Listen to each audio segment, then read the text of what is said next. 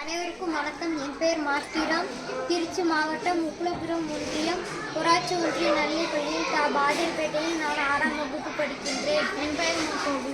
என் பெயர் பூ ககேசன். என் பெயர் மூகவின். என் பெயர் நாபுராஜ். இப்போ நாங்கள் ஒரு வீடு அறிவியல் ப்ராஜெக்டுக்கு அடுக்குமாடி வீடு ஒன்று செஞ்சுருக்கோம். அது மழைநீர் சேகரிப்பு பற்றி இங்கே மேலே வச்சுருக்கோம். இங்கேருந்து தண்ணி மழை பெஞ்சா இங்கே மழைநீர் சேகரிப்பு தொட்டியில் உழுவோம்.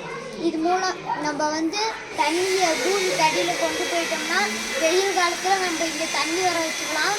அது மட்டும் இல்லாமல் நம்ம தலைமுறை நீடிக்கு இந்த உலகத்துக்கு தண்ணி ரொம்ப முக்கியமாக தேவை. இது இங்கே தான் தண்ணி உழுவோம்.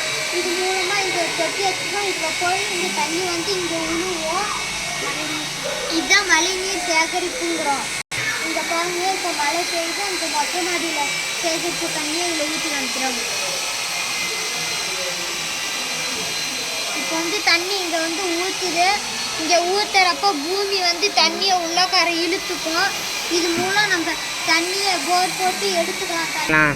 இதன் மூலமாக மழை நீர் சேகரிக்கலாம். வெயில் காலத்தில் இதில் தண்ணி வர வச்சு வெயில் காலத்தில் நம்ம போர் மூலமாக எடுத்துக்கலாம். செடிகளுக்கு ஊற்றலாம். நம்ம தலைமுறை நீடிக்கும். நம்ம உலகத்துக்கு நல்லது இது. இப்போ இருக்க மக்கள் தொகை பெருக்கத்தால் வெயில் காலத்துலலாம் தண்ணி பத்தாமல் போயிடுது. ரொம்ப கஷ்டப்பட வேண்டியதாக இருக்குது. அதுக்கு தான் மழை காலத்துலலாம் இந்த மாதிரி தண்ணியை சேகரித்து வச்சுக்கிறது மூலமாக நம்ம செடி நடுறோம். அதுக்கு மட்டும் இல்லாமல் நம்ம தலைமுறையெலாம் நீடிக்கும்.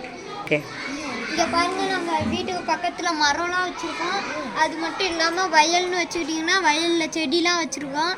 இது மூலம் நமக்கு மறுபடியும் மழையும் கிடைக்கும். ஏன்னா எங்கே பசுமை அதிகம் இருக்கோ அங்கே தான் மழை வரும். அதுக்கு தான் இப்போ நம்ம மழைநீர் சேகரிப்பு தொட்டி மூலமாக மழை நீரை சேகரித்து செடி வளர்த்து நல்லா வாழணும். அதுக்கு தான் எல்லாருமே இந்த மழைநீர் சேகரிப்பு தொட்டியை செய்யுங்க. மொட்டை மாடியில் மட்டும் இல்லை, எல்லா இடத்துலையும் சேகரிக்கலாம். நீங்கள் இங்கே தொட்டி வச்சு கேணிலாம் அதிக படிக்கிறதோடு இந்த மாதிரி செஞ்சால் நமக்கு தான் நல்லது. மாடு வச்சுருக்கவங்க மட்டும் இது செய்யக்கூடாது. பள்ளிகளில் பெரிய பெரிய கம்பெனியில் எல்லா வீட்லேயும் செய்யணும். அது நமக்கு எல்லாத்துக்குமே நல்லது. வீட்டுக்கு ஒரு மரம் வளர்க்கணும். மழை நீர் தொட்டியும் வீட்டுக்கு கொண்டு இருக்கணும்.